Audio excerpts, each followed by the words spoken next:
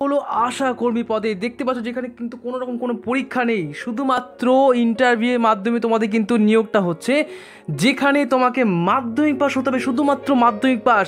আরও একটা বিষয় বলে রাখি, এখানে শুধুমাত্র মহিলারা আবেদন করতে পারবে, কোনো রকম পুরুষরা আবেদন করতে পারছে না। আর কি চাই? আচ্ছা, অবশ্যই কিন্তু এটা ফ্রিতে আবেদন হচ্ছে, কোনো রকম টাকা পয়সা লাগছে না, এবং প্রত্যেকে বলে রাখি গ্রামে গ্রামে কিন্তু নিয়োগ হচ্ছে।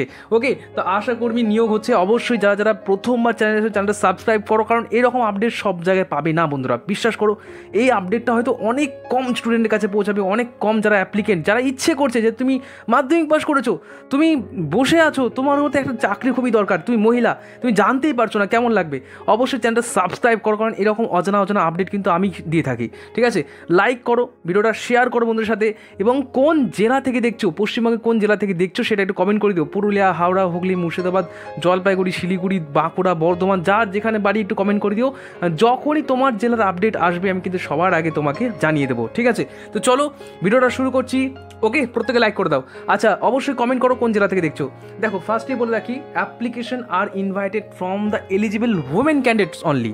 শুধুমাত্র মহিলাদেরকে নিয়োগ হবে, কোনো রকম কোনো পুরুষ এখানে আবেদন করতে পারছে না।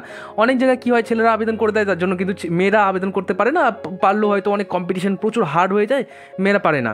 এখানে শুধুমাত্র কিন্তু মহিলারা আবেদন করতে পারছে। এবং দ্বিতীয় কথা বলে রাখি, number of post, name of the post হচ্ছে honorary health worker, H W বলা হচ্ছে, অনারারি হেলথ ওয়ার্কার। যেখানে ভ্যাকেন্সি রয়েছে টোটাল 35টা, 35 ভ্যাকেন্সি রয়েছে, দেখতে পাচ্ছ। তাহলে এটা একটা অলমোস্ট ভালোই ভ্যাকেন্সি রয়েছে, 35টা কোনো অংশ কম নয়।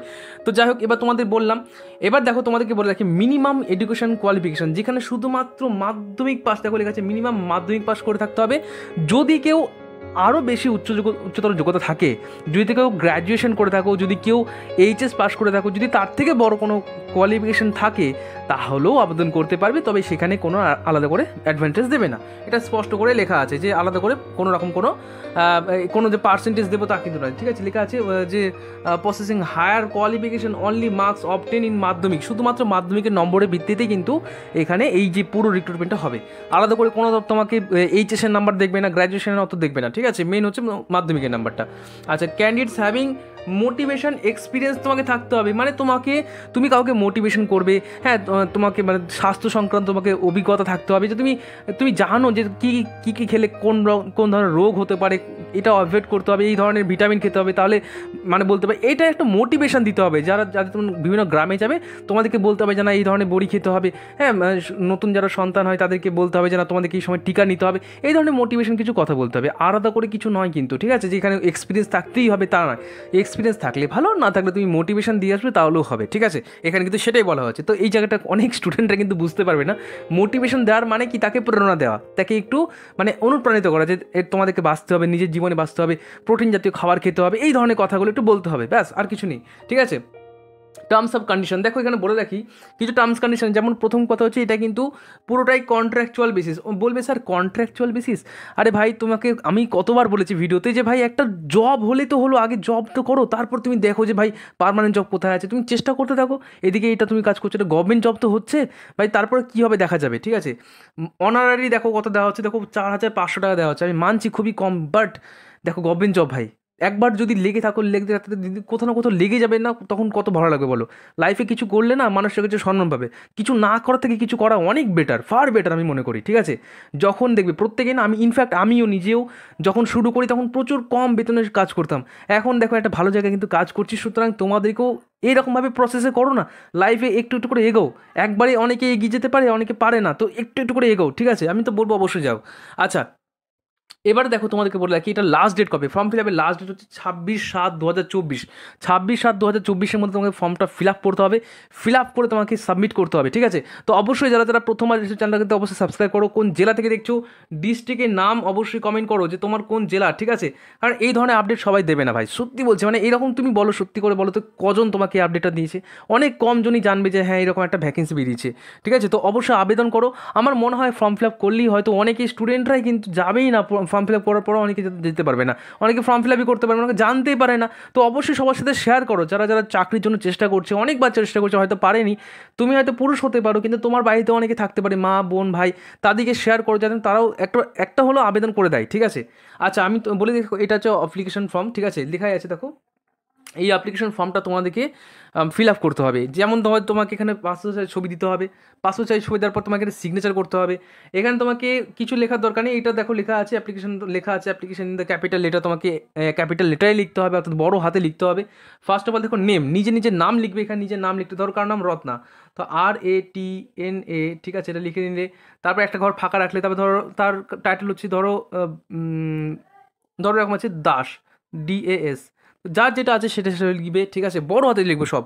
তারপরে দেখো মিডিল নেম যদি থাকে কারো, ধরো রত্না কুমারী আছে, তাহলে রত্না প্রথমে লিখলে। আচ্ছা, একটা জিনিস বলতে ভুল করলাম, এটা শুধুমাত্র নাম হবে, হ্যাঁ, দাস ফার্স্ট, টাইটেল হবে না, টাইটেলটা পরে লিখবে। তো এখানে ধরো তুমি লিখলে শুধুমাত্র ধরো কারণ হচ্ছে রিনা, তো RINA, ঠিক আছে, এটা লিখলে ব্যাস, ফাঁকা রেখে দিলে।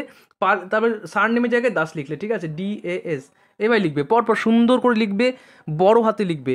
এখানে দেখো হাজব্যান্ড নেম বা ফাদার নেম লিখলে, ঠিক আছে, লেখার পর তোমাদের কিন্তু এখানে ডেট অফ বার্থ লিখতে হবে, অর্থাৎ কত সালে তুমি জন্মগ্রহণ করছো। ধরো মনে করো 14, হ্যাঁ, 7/07, ধরো লেখা আছে 1995, তো এটা লিখে নেবে, ঠিক আছে, যেরকমভাবে হোক সেটা লিখে নিলে। এজ অ্যাজ অন, এটা ক্যালকুলেট করতে হবে, যদি সম্ভব হয় তো গুগলে গিয়ে সার্চ করো এজ ক্যালকুলেটার। তারপরে ওখানে তুমি তোমার ডেট অফ বার্থটা লেখো এবং কত সালের মধ্যে চাইছে, দেখো লেখা আছে 1/1/2024 অনুযায়ী।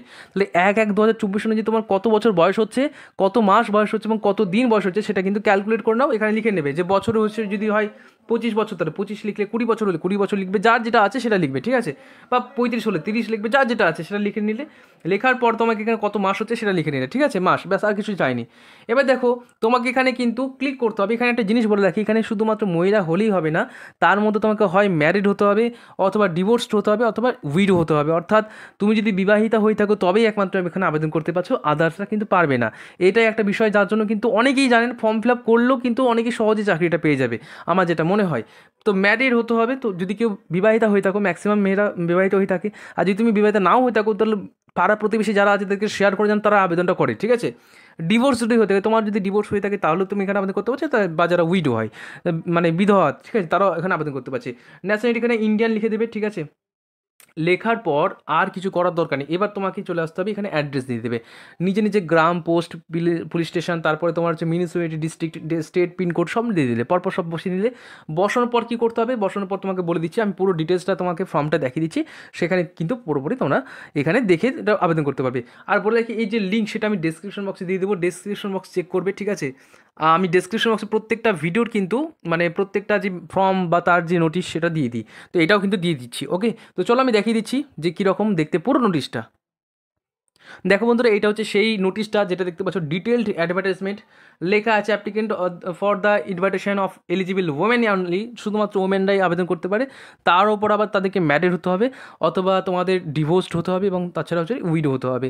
এবং বয়সটা ওই জন্য চাওয়া হয়েছে, দেখো কত বলা হয়েছে, 30 থেকে 40 বছরের মধ্যে, ঠিক আছে, 30 থেকে 40। তবে এখানে মাথায় রাখবে, যারা SC ST OBC আছে তারা 22 বছর থেকে আবেদন করতে পারছো, অর্থাৎ 22 থেকে 40-এর মধ্যে বয়স হতে হবে, এটা হচ্ছে মেন ব্যাপার।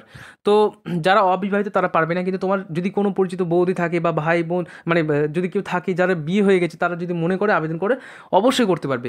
আচ্ছা, এখানে যে তোমাদের বলে রাখি, রেসিডেন্ট হতে হবে, শিলিগুড়ি মিউনিসিপ্যালিটির রেসিডেন্ট হতে হবে, ঠিক আছে, তোমাকে কিন্তু সেই শিলিগুড়ি রেসিডেন্ট হতে হবে। ওই জন্য বললাম যে কোন জেলা থেকে দেখছি একটু কমেন্ট করে দিও। তো তোমার জেলা যখনই আপডেট আসবে, ধরো মুর্শিদাবাদ থেকে আসছে বা নদিয়া থেকে আসছে, বা যখনই ধরো কলকাতা থেকে আসছে, তখন আমি সঙ্গে সঙ্গে তোমাদের কিন্তু জানিয়ে দেবো, ঠিক আছে। তো এটা কিন্তু অবশ্যই শুধুমাত্র তোমাকে রেসিডেন্ট হতে হবে শিলিগুড়ির।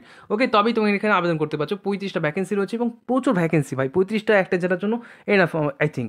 তারপরে দেখে নাও, এখানে কিন্তু শুধুমাত্র যে মাধ্যমিকের নাম্বার উপর ভিত্তি করে কিন্তু এটা হচ্ছে।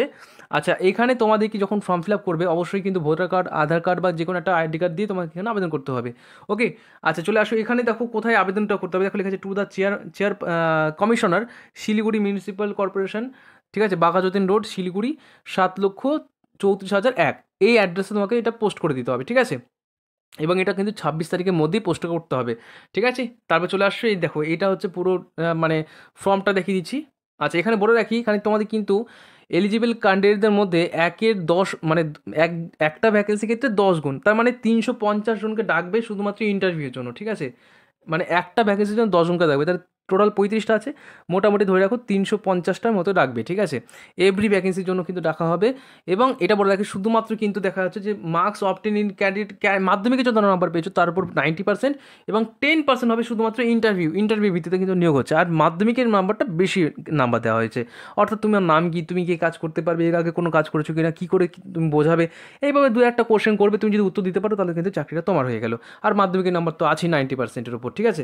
আচ্ছা, final merit should be prepare based on the marks obtain in the candidate in the মাধ্যমিকের এবং ইকুইভ্যালেন্ট স্কোরের উপর ভিত্তি করেই কিন্তু নাম্বারটা যোগ হবে, পুরো নাম্বারটা, ঠিক আছে। এবার এই যে পুরো ফর্মটা আশা করছি ফিল আপ করতে পারবে। যদি ফিল আপ করতে অসুবিধা হয় আমি অবশ্যই তোমাদেরকে বলে দিচ্ছি। দেখো, ফার্স্ট অফ অল অ্যাডভার্টাইজমেন্ট নাম্বারটা কোথায় পাবে? অ্যাডভার্টাইজমেন্ট নাম্বার হয়তো প্রথমে লেখা আছে, দেখো এখানে লেখা আছে মেমো নম্বর, এটা লিখে নিলে। ডেট হচ্ছে এটা, ঠিক আছে, এই দুটো লিখে নিলে। লেখার পর তোমাদের কাজ কি? তোমাদের কাজ হচ্ছে এটা ফিল আপ করা, অবশ্যই ফুল বড় হাতে লিখবে, ঠিক আছে। নেম, ফার্স্ট নেম, ঠিক আছে, এগুলো লিখে নিলে। ওকে, লেখার পর তোমাদের কী করতে হবে? তোমাদের হচ্ছে এখানে একটা ছবি বসিয়ে দিয়ে দেবে, এখানে সিগনেচার করে দিলে, এখানে ছবির উপর একটা সিগনেচার করে দিলে, ঠিক আছে। নাম, তারপরে সার নেম, তারপরে ফাদার নেম বা হাজব্যান্ড নেম ইস্যু থাকবে, ক্যাপিটাল লেটারে লিখবে। লেখার পর ডেট অফ বার্থ, কত বছর বয়স হচ্ছে সেটা লিখে নিলে, ঠিক আছে। বয়স অনুযায়ী কত হচ্ছে বছর অনুযায়ী সেটা লিখলে। তুমি কি ম্যারিড? যদি ম্যারিড হয়ে থাকো তাহলে এখানে টিক দিয়ে দেবে। ডিভোর্স হয়ে থাকলে কিছু দেওয়ার দরকার নেই, বা ডিভোর্স যদি হয়ে থাকো তাহলে সেক্ষেত্রে শুধুমাত্র ডিভোর্সে ক্লিক করে, যদি উইডো হয়ে থাকে তাহলে উইডো ক্লিক করে দেবে, ঠিক আছে। ন্যাশনালিটি ইন্ডিয়ান লিখে দেবে, INDIAN, ঠিক আছে, ইন্ডিয়ান লিখে দিলে।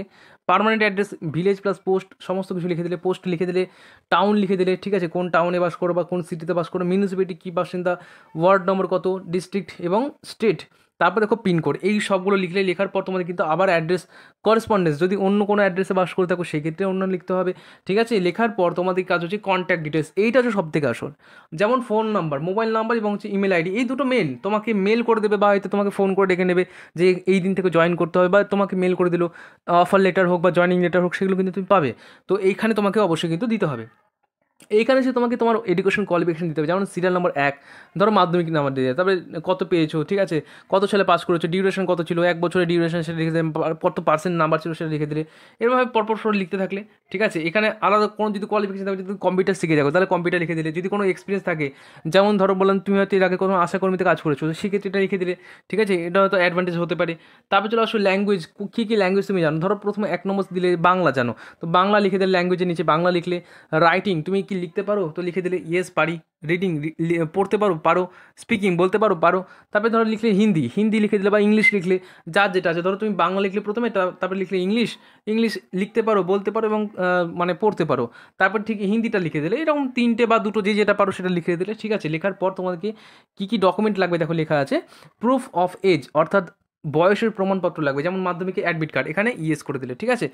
আচ্ছা, তারপর দেখো প্রুফ অফ একাডেমিক কোয়ালিফিকেশন, তোমাকে এই মাধ্যমিকের একাডেমিক কোয়ালিফিকেশন যেমন রেজাল্ট, মার্কশিট, এগুলো সব দিয়ে দিতে হবে, ঠিক আছে। প্রুফ অফ রেসিডেন্ট, তোমাকে কিন্তু ওই আধার কার্ড বা ভোটার কার্ড বা রেশন কার্ডের কিন্তু প্রুফ দিতে হবে। কাস্ট সার্টিফিকেট যদি থেকে থাকে SC ST OBC তাহলে দিয়ে দেবে, না থাকলে কিছু দেওয়ার দরকার নেই। আচ্ছা, এখানে আদার্স কোয়ালিফিকেশন যেমন ম্যারেজ সার্টিফিকেট দিতে পারো, ভোটার ID কার্ড দিতে পারো, রেশন কার্ড দিতে পারো, যে কোনো একটা, ঠিক আছে। ম্যারেড ক্যান্ডিডেটদের জন্য এটা লাগবে। আচ্ছা, ফর উইডো ক্যান্ডিডেটদের জন্য ডেথ সার্টিফিকেট অফ হাজব্যান্ডের ডেথ সার্টিফিকেট লাগছে। এবং ফর ডিভোর্স সার্টিফিকেটের জন্য court order for the divorced if any, যদি থাকে তাহলে, ঠিক আছে, এটা লিখতে হবে। এখানে তোমাকে সিগনেচার করতে হবে, সিগনেচার করবার ডেট এবং প্লেস লিখে দিয়ে তুমি এটা সাবমিট করে দেবে, ঠিক আছে। কোথায় সাবমিট করবে সেটা বলে দিচ্ছি। সাবমিট করার ঠিকানা হচ্ছে, দেখতে পাচ্ছ যে এই যে টু দ্য চেয়ারম্যান, ঠিক আছে, এখানে লিখতে হবে। প্রথমে এখানে একটা খোপ করে নিলে লিখে দিলে টু দ্য চেয়ারম্যান, ঠিক আছে, to the commissioner, Siliguri municipal corporation, Baghajatin road, Siliguri, 7,34,001, ঠিক আছে। এটা তোমাকে লিখে পোস্ট করে দিতে হবে। এবং এটা কিন্তু অবশ্যই তোমাকে ড্রপ বক্সেও দিতে পারো, ঠিক আছে, লেখা আছে দেখো, ড্রপ বক্সে তোমাকে এটা ফেলে দিতে হবে বা তোমাকে দিয়ে আসতে হবে, ঠিক আছে। এইটা হচ্ছে পুরো ডিটেলস। আশা করছি ভিডিওটা ভালো লেগেছে, যদি ভালো লাগে অবশ্যই লাইক শেয়ার করো এবং বন্ধুদের সাথে শেয়ার করো। কোন জেলা থেকে দেখছো এটা কিন্তু কমেন্ট করে দিও। তো থ্যাংক ইউ, আজকের মতো এখানে শেষ করছি, নমস্কার।